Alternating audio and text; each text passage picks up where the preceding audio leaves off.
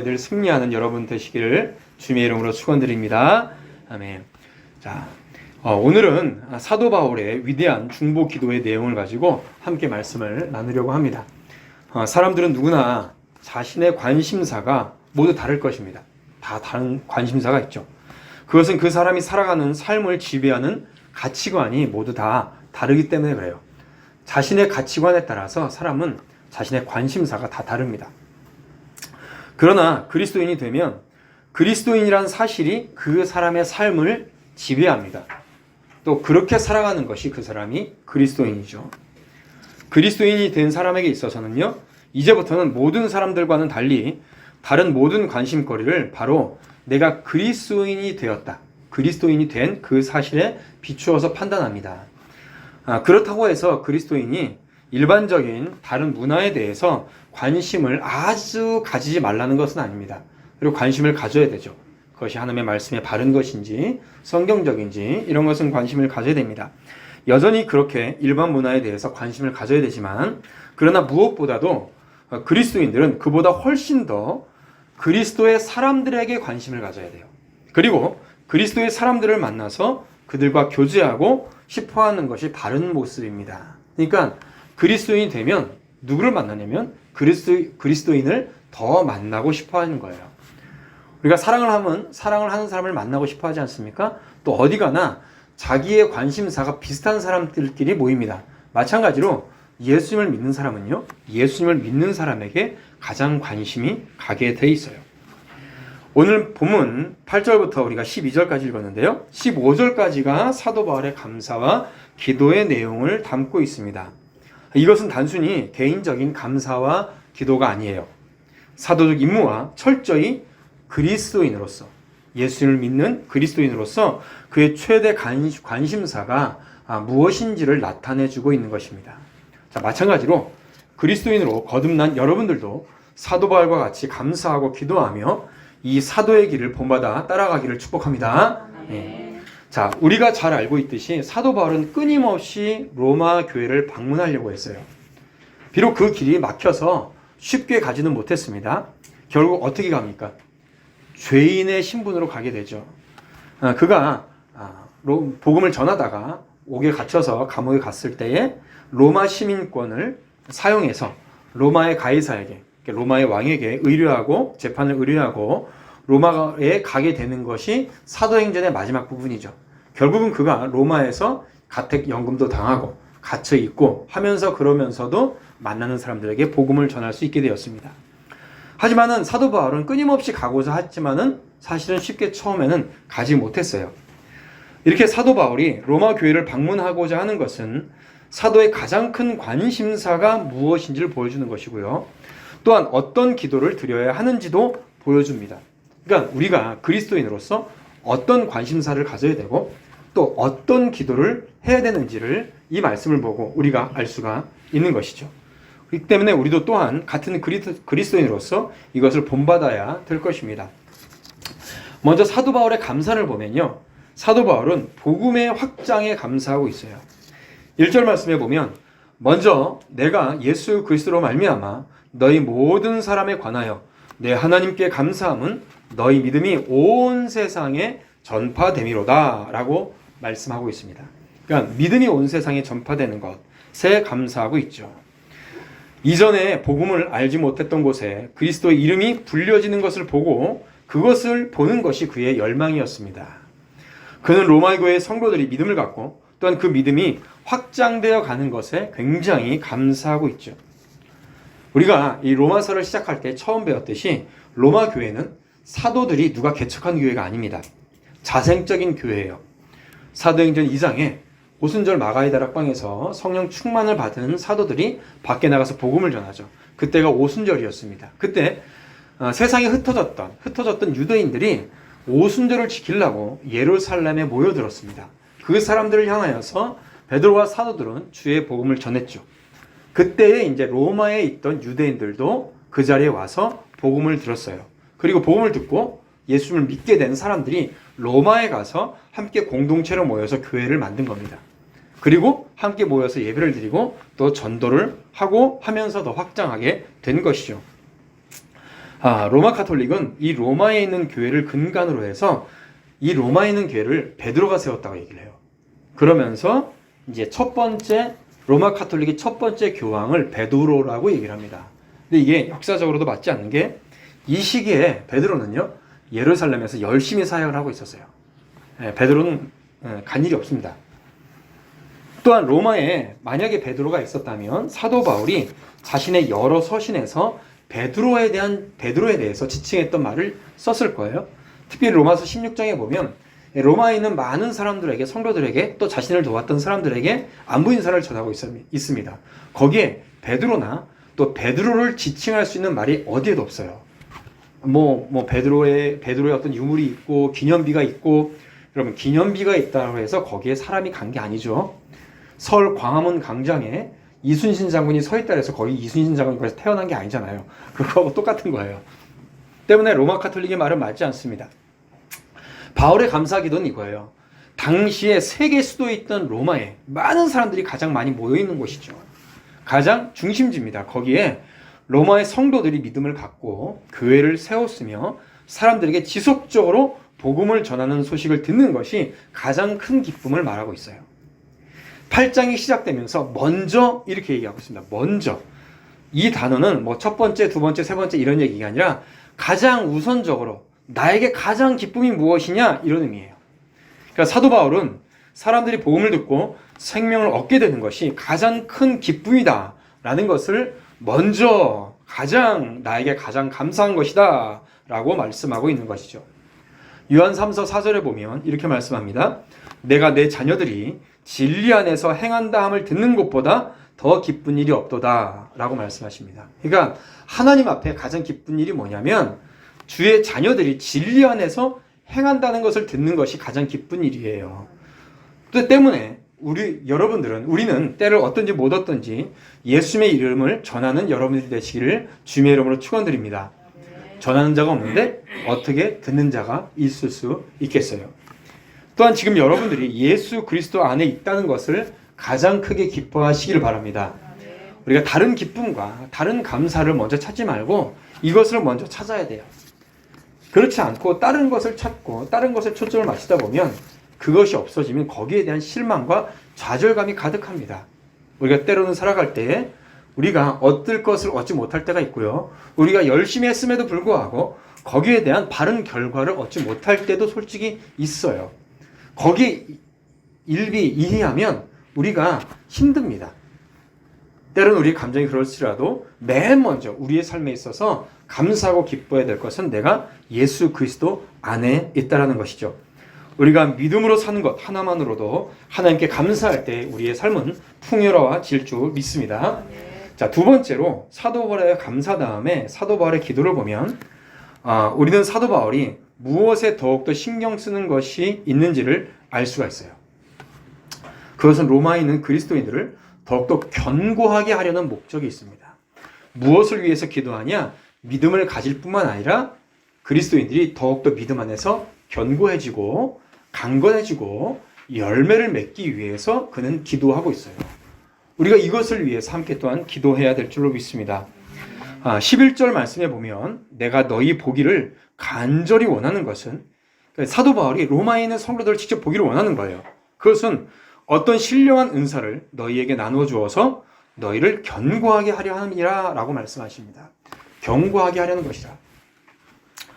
여기서 주목할 부분은 사도 바울이 8절에서 로마에 있는 그리스도인들로 인하여서 하나님께 감사한다고 하면서도 그들에게 무엇인가 부족하다는 사실을 그들로 하여금 인식하게 하려고 했다는 거예요. 참으로 감사한 일이다. 너희가 믿음에 있는 것이, 여러분들이 믿음에 있는 것이 너무나도 감사한 일입니다. 저는 그것이 너무나도 감사합니다. 그러나 참으로 부족한 것도 하나 있습니다. 그것을 채우기 위해서 이 서신을 쓰고 있습니다. 라고 얘기를 하는 겁니다. 그러면서 여러분들을 위해서 끊임없이 기도하고 있습니다. 라고 사도 바울은 이야기하고 있는 거예요. 사도가 로마의 그리스도인들 때문에 감사하고 또 그들의 믿음이 온 세상에 전파되었다는 사실을 즐거워하긴 하지만 여기에 머무는 것이 아니라 그들을 더욱더 견고하게 해주고 강하게 해줄 필요가 있다는 거예요. 자, 우리가 여기에 집중해야 됩니다. 이것은 사도 바울이 데살로니가 교회를 설립한 이후에 자신의 사역이 헛되지 않았는지를 알아보기 위해서 디모데를 파견하는 것과 동일해요. 마찬가지로 사도행전에 보면 이런 모습들이 많이 나타납니다. 사도 바울이 바나바와 함께 1차 선교여행을 돌았어요. 1차 선교여행을 쭉 돌면서 복음을 전하고 또 교회를 세웠습니다. 그리고 다시 돌아왔습니다. 그런 다음에 2차, 3차 선교여행을 떠날 때의 그 목적이 무엇이었냐면 1차 선교여행 때 복음을 전하고 교회를 세웠던 곳에 다시 거기에 있는 교회와 성도들을 만나서 견고하게 해주기 위해서 그곳에 간 거예요. 그러면서 전도의 지경을 조금씩 더 넓혀간 거죠. 사도행전 15장 36절에 보면 이렇게 얘기합니다. 우리가 주의 말씀을 전한 각 성을 다시 가서 형제들이 어떠한가 방문하자라고 하면서 2차 선교 여행을 시작하게 되죠. 바울의 의도는, 사도의 의도는 회심자들을 얻는 것에 멈추는 것이 아니었습니다. 로마에서 이미 믿은 신자들을 견고하게 하고 그들을 세우는 것이었어요. 바울은 최초의 복음 전도와 함께 다시 기존의 신자들을 견고하게 하는 것에 굉장히 큰 관심과 모든 사역을 집중하고 있다는 것을 우리는 볼 수 있어요. 목회자도 마찬가지입니다. 제가 복음을 전할 때에 항상 염두에 두고 있는 것이 복음에 대해서 확실히 깨닫지 못하는 자들에게는 복음을 확실히 믿게 하고, 근데 두 번째가 더 커요. 사도와 같이 복음의 이 말씀을 듣고 더욱더 그 믿음이 견고해지기를 원하는 마음으로 말씀을 가르치고 설교를 하는 겁니다. 물론 모든 목회자들이 다 그렇겠죠. 그래서 바울은 이미 존재하고 있는 교회를 더욱더 견고하게 하기 위해서 신령한 은사를 나누어 주기를 원했어요. 여기서 신령한 은사는 어떤 기적적이고 이런 것이 아니라 뭡니까? 깨닫지 못한 확실한 복음이에요. 확실한 복음을 깨달아 알게 하겠다는 거예요. 그래서 로마서를 쓴 겁니다. 그래서 우리가 복음의 말씀을 한 번 듣는다고 해서 완벽하게 아는 게 아니지 않습니까? 2번, 3번 반복해서 공부하고 또 더 깊이 있게 공부하고 내가 정말로 구원받은 사람인가에 대해서 여러 말씀과 종교 개혁자들의 말을 통해서 또 책을 통해서 공부할 필요가 있는 거예요. 로마에 있는 성도들은 예수님을 믿고 회심하여 구원받은 사람들입니다. 너무 감사한 일이죠. 그러나 그것이 끝이 아니라는 겁니다. 다른 말로 하면 회심은 처음에 예수님을 믿는 것은 끝이 아니고요. 시작이에요. 시작. 우리가 예수님을 믿으면, 즉 회심하면 모든 것이 잘된 것이고 이제 이야기는 끝난 것이라는 식으로 생각하면 안 됩니다. 많은 목회자들이 그렇게 설교하고 그냥 끝내요. 여러분 예수를 믿으십니까? 여러분들은 구원받았습니다. 여러분들은 죽어도 천국 갑니다. 이 모든 것들이 이제 완성되었습니다. 여러분들 걱정하지 마십시오. 그러면 문제가 뭐가 되냐? 다른 성경이 필요 없게 돼요. 여러분 왜 이 많은 성경이 우리에게 쓰여졌을까요? 이 많은 성경이 왜 이렇게 쓰여졌을까요? 정말로 그걸로 끝난다면 신약 성경은 전혀 쓰여질 필요가 없었을 겁니다. 이 모든 성경이 기록된 것은, 그리스도인이 된다는 것은 바로 이제 시작했다는 것을 알려주는 거예요. 시작한 거예요. 그 다음 뭐예요? 우리는 더욱더 견고해질 필요가 있는 거예요. 견고해질 필요가. 자, 베드로전서, 우리 한번 성경을 찾아봅시다. 성경을 한번 찾아봅시다. 베드로전서 저 뒤에 보면 베드로전서 2장을 찾아보시죠. 베드로전서 2장.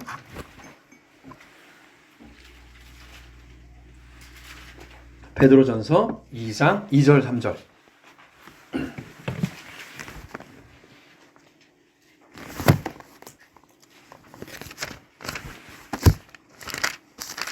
베드로전서 2장 2절 3절. 자, 다 치셨습니까? 자, 2절 3절 같이 읽죠. 시작. 갓난 아이들 같이 순전하고 신령한 젖을 사모하라. 이는 그로 말미암아 너희로 구원에 이르도록 자라게 하려 함이라. 너희가 주의 인자하심을 맛보았으면 그리하라. 아멘. 여기 보면 예수님을 믿는 사람에 대해서 어떻게 표현합니까? 갓난 아기들이라고 표현합니다. 갓난 아기들. 자, 갓난 아기로 태어났으면 사람도 마찬가지죠. 태어났으면 그 다음에 어떻게 돼야 돼요? 자라야죠. 성장해야 됩니다. 견고해져야 됩니다. 우리는 그리스도 안에서 갓난아기로 태어난 것이에요. 즉 완벽한 사람이 아니에요. 여전히 우리는 죄를 가지고 있습니다. 왜 우리에게 이런 많은 말씀들을 주셨을까요? 이것은 지금 베드로전서 2장 2절처럼 순전하고 신령한 젖인 하나님의 말씀을 먹고 우리가 더 견고하게 되기를 원하시는 하나님의 마음에 있는 거예요. 많은 사람들이 칼빈주의를 우리가 개혁주의, 우리 장로교는 개혁주의입니다. 칼빈주의에 대해서 굉장히 큰 오해를 하고 있는 것이 있어요. 그건 뭐냐면 장로교를 다니는 사람들이나 아니면 개혁주의, 장로교 외부에서 그것을 잘못 오해하는 사람들의 가장 큰 특징은 이 선택에 대해서 잘못 이해하고 있어요. 선택에 대해서. 한 사람이 하나님께 선택받은, 구원받은 사람임을 어떻게 안다고 했습니까? 그 사람의 믿음을 보고 하는 거예요. 우리가 지금 베드로전서 2장 2절과 3절을 읽었어요. 3절에 뭐라고 말씀하시냐면 너희가 주의 인자하심을 맛보았으면 그리하라. 주의 인자하심을 맛보았으면 뭡니까? 구원의 은혜를 맛보았으면, 구원의 은혜를 받았으면 어떤 삶을 살아가는 거예요? 갓난아들 이들처럼 순전하고 신령한 젖을 사모하면서 살아가는 것을 보면 그 사람이 의대받은 것을 안다는 거예요. 우리가 선택을 그렇게 이해를 해야 돼요. 그러니까 잘못 이해하기 때문에 또 이 칼빈주의를 너무 극단적으로 이해해서 오해하고 그렇게 목회하시고 설명하시는 분들도 있어요. 그래서 복음을 전할 필요가 없다, 전도할 필요가 없다, 뭐 이단에 있는 사람들도 때가 되면 하나님께서 이끌어 주시겠지, 알아서 하나님께서 이렇게 선택하셔서 구원하실 것이다, 이렇게 설명한다고요. 그거는 칼빈주의를 극단적으로 몰아가서 하나님의 은혜를 남용하는 겁니다. 남용하는 거예요. 내가 선택받은 것을, 여러분들이 선택받은 것을 어떻게 알아요? 여러분들이 하나님의 믿음 가운데 신령한 젖을 사모하며 이렇게 예배드리고 있는 것을 보니까 아, 선택받은, 구원받은 사람이구나 라는 걸 아는 거예요. 때문에 우리의 신앙생활에 있어서 무엇에 집중해야 되냐? 견고함에 집중해야 됩니다. 견고함에. 왜 그럴까요? 사도 바울이나 모든 많은 목회자들이 견고함에 집중하는 이유가 크게 두 가지가 있는데요. 하나는 견고함에 집중해야 되는 이유가 첫 번째로 여러분 사탄 마귀의 주요 공격 대상이 불신자일까요? 아니면 믿음의 사람들일까요? 네, 그렇죠. 당연히 믿음의 사람들입니다. 안 믿는 사람은 공격하지 않습니다. 그냥 놔둬도 알아서 자기가 죄 짓고 회개 안 하고 알아서 지옥 가요. 그냥 놔두면 알아서 열심히 죄 짓다가 지옥 갑니다.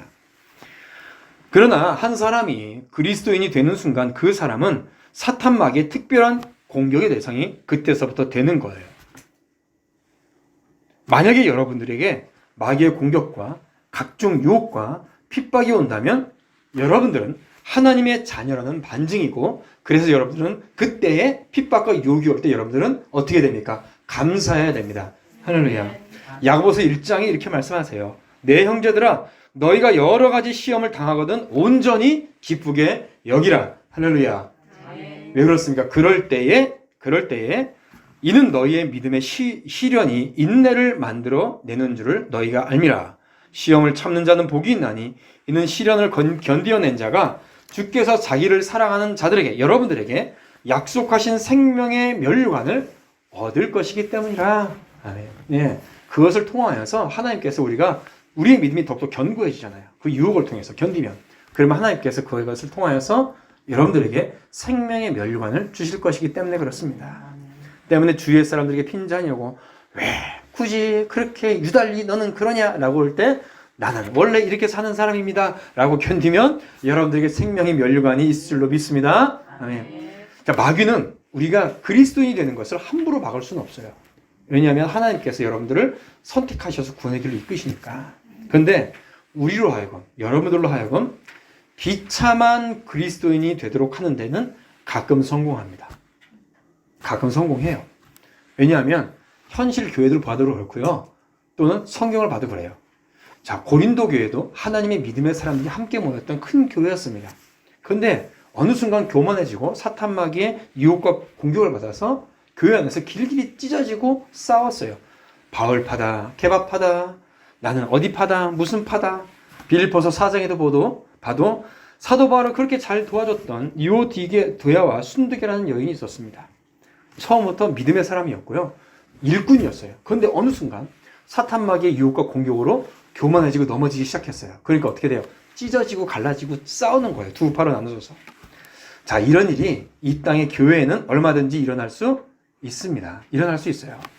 왜 저 교회는 찢어지고 갈라지고 싸우냐라고 얘기할 필요가 없어요. 중요한 거는 내가 안 그러면 되고 우리 교회가 안 그러면 되는 거예요. 교회가 교회로서의 사명을 감당하지 못하도록 사탄은 계속해서 공격을 해요. 어떻게든 공격을 합니다. 무슨 수를 써서든지 공격을 하게 돼 있어요. 이런 마귀의 공격을 우리는 의식을 해야 돼요. 그렇기 때문에 늘 견고해져야 된다는 겁니다. 특별히 어디서부터 시작되냐면 마귀는요, 그리스도인들로 하여금 죄를 짓게 만드는데 아주 죄를 뻔뻔스럽게 짓도록 유혹합니다. 뻔뻔스럽게 짓도록 유혹해요. 뭐냐면 이것을 도덕 폐기론 또는 율법 폐기론이라고 얘기를 하는데요. 이렇게 되는 거예요. 아까 전 선택에 대해서 잘못 이해하는 것과 동일한데, 자, 너는 예수님을 믿었으니 무엇을 행하든지 문제가 되지 않는다. 죄를 지어도 회개하면 하나님께서 용서해 주시지 않냐. 그러니까 죄가 더한 곳에 은혜가 더 넘친다고 했으니까 죄를 짓는다고 해서 너무 죄책감에 빠져서 살지 말아라. 하나님께서 다 용서해 주시지 않느냐라고 사탄은 시험을 한다고요. 많은 사람들이 이런 함정에 빠져서 도덕 폐기론자가 되거나 그와 비슷한 이단에 빠져요. 자, 대표적으로 무슨 얘기를 할 수 있냐면, 우리 학생들은 잘 모르겠지만 우리 어른들은 옛날에 영화 밀양이라는 영화가 있었어요. 밀양이라는 영화가 있는데 거기 이제 주인공이 전도연이라는 이제 여자 배우입니다. 남편이 죽었나 이혼했나 갑자기 기억은 안 나는데, 남편도 그렇게 제대로 된 남편이 아니고 그 여자 주인공도 뭐 제대로 된 인생을 살지도 않았어요. 근데 일단 밀양으로 내려와서 어느 교회를 갔어요. 교회를 가서 어떻게 예수님의 복음을 듣고 하다가 아마 자기 아들도 잃었어요. 살인범이 있었습니다. 잡혀서 감옥에 갔는데 전도연이 자기 아들을 죽인 살인범을 찾아갔습니다. 아, 나도 예수님을 믿었으니까 용서를 해줘야지라고 이제 갔겠죠. 근데 그 살인범이 아주 편안한 얼굴로 이렇게 얘기하는 거예요. 자기는 하나님께 다 용서받았기 때문에 나의 마음은 편안합니다 라고 말하죠. 그때 전도연이 분노를 치밉니다.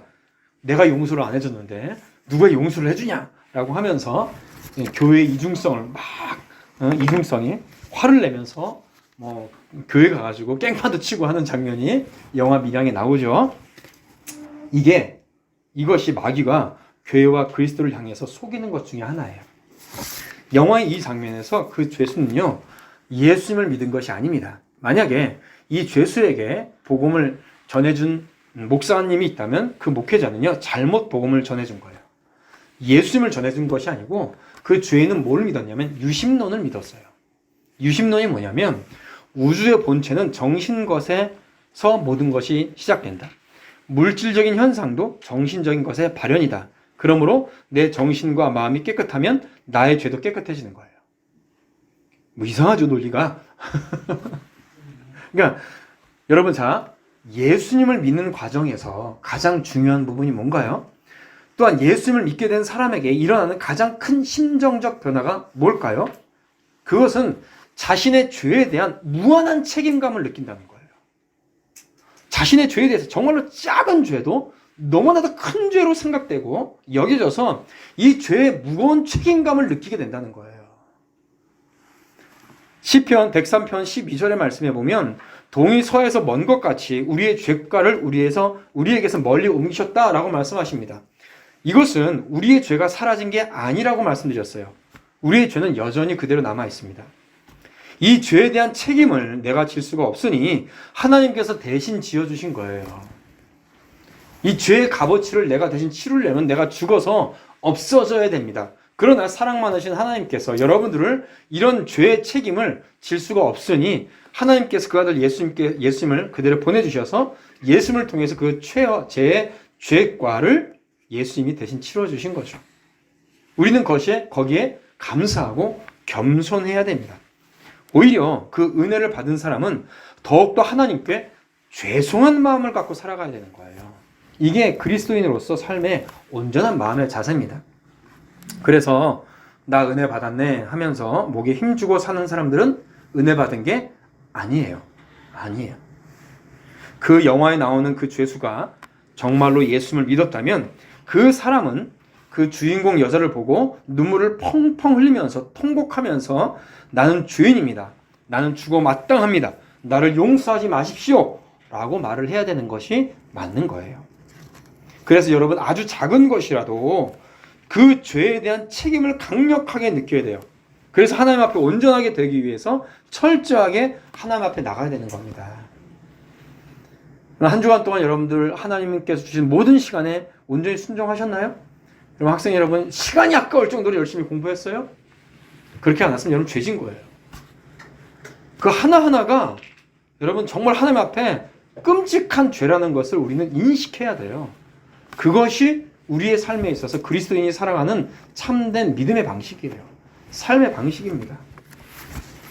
에베소서 4장 13절 14절에 이렇게 말씀하십니다. 우리가 다 하나님의 아들을 믿는 것과 아는 일에 하나가 되어 온전한 사람을 이루어 그리스도의 장성한 분량에게까지 이르리니 이는 우리가 이제부터 어린아이가 되지 아니하여 사람의 속임수와 간사한 유혹에 빠져 온갖 교훈의 풍조에 밀려 요동하지 않게 하려 함이라 라고 말씀하세요. 사람의 속임수, 간사한 유혹이 많아요. 때문에 우리는 힘없고 연약한 어린아이들을 보면서 그 어린아이가 건강하고 튼튼하게 자라기를 원하는 것 같이 사도 바울은 로마 교인들이 여러 이단 사상, 세상의 풍조에 밀려서 흔들리지 않도록 견고하게 될 필요가 있음을 강조하고 있는 겁니다. 또한 이와 같이 두 번째로 수많은 이런 거짓된 교훈의 공격을 받게 되기 때문에 우리는 경고해야 돼요. 경고해야 돼요. 이때 당시에는 유대파, 율법주의, 또 헬라파 거짓 교리들이 많았습니다. 지금은 어떤 거짓 교리들이 있습니까? 여기에도 신천지가 생겨가지고 이단이 생겨서 어저께 설교하다가 밖에 나가보니까 신천지가 여기다 꽂아놨다고 하더라고요. 제가 붙여놓을 거예요. 신천지 들어오면 경찰에 고발하겠다고. 사도 바울이 8절에서 먼저 예수 그리스도로 말미암아 내가 하나님께 감사한다 그랬어요. 예수 그리스도로 말미암아 감사하는 겁니다. 우리가 감사할 때나 기도할 때나 누구의 이름으로 합니까? 예수 그리스도의 이름으로 해야 할 줄로 믿습니다. 왜냐하면 주 예수 그리스도를 떠나서는 전혀 하나님을 아는 지식도 없고요. 하나님께 나아감을 얻지 못하기 때문에 그렇습니다. 현대의 많은 거짓 교훈들은 무엇을 가르쳐 줍니까? 무엇을 말합니까? 그러한 거짓 교훈 중에 최고라고 할 수 있는 게 뭐냐면 바로 예수 그리스도 없이도 사람은 기도할 수 있다 이거예요. 예수 그리스도 없이도 사람은 기도할 수 있다. 소위 모든 신앙의 연합을 내세운 사람들이죠. 대표적으로 WCC를 얘기할 수가 있을 것입니다. 얼마 전에도 작년에도 부산인가요? 거기서 WCC 총회를 했죠. 이 땅에 많은 교회, 대형교회 목사님들이 거기를 참석했습니다. 거기서 얘기하는 건 간단해요. 모든 신앙의 연합이에요. 모든 신앙의 연합. 이 운동은 다음과 같은 것을 암시합니다. 듣기는 굉장히 좋아요. 굉장히 많은 사람들에게 폭이 넓고 그리고 또 많은 사람들에게 굉장히 관용적인 것처럼 생각해요. 많은 사람들이 어떤 신을 믿든지 어느 신에게 기도하든지 간에 우리가 하나님께 기도할 때와 같은 어떤 공통점을 갖고 있다는 거예요. 도대체 어떤 공통점을 갖고 있는데 거기에 대해서는 얘기를 안 해요. 즉 예수님께 기도하는 것이나 종이짝 불태워서 위령지 지내는 것이나 똑같다라고 생각하는 겁니다. 그러나 성경은 그렇게 절대 얘기하지 않습니다. 예수 그리스도 안에서만 예수 그리스도로 말미암아서만 드리는 기도가 아니면 하나님은 전혀 듣지 않으신다는 거죠. 예수 그리스도를 떠나서는 결코 하나님께 나가지 못합니다. 어떤 사람들이 그렇게 얘기를 하기도 하죠. 왜 그렇게 유독 유난을 떠냐? 사람이 유별나서는 안 된다. 사람이 좀 관용도 베풀고 마음도 넓히고 그렇죠?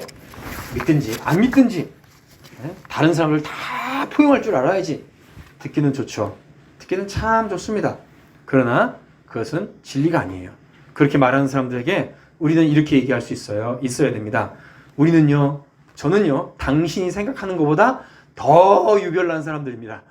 더 유별난 사람들입니다.